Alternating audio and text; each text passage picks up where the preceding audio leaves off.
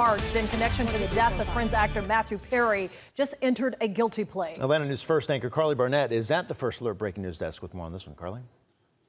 Sean, Blair, we just learned San Diego doctor Mark Chavez pleaded guilty for his role in the actor's death. He was charged with conspiring to distribute the surgical anesthetic called ketamine. He's actually the third person to admit guilt after the death of Perry as a result of an overdose last October. So prosecutors offered lesser charges to Chavez and two others in exchange for their cooperation as they go after two targets that they say are more responsible.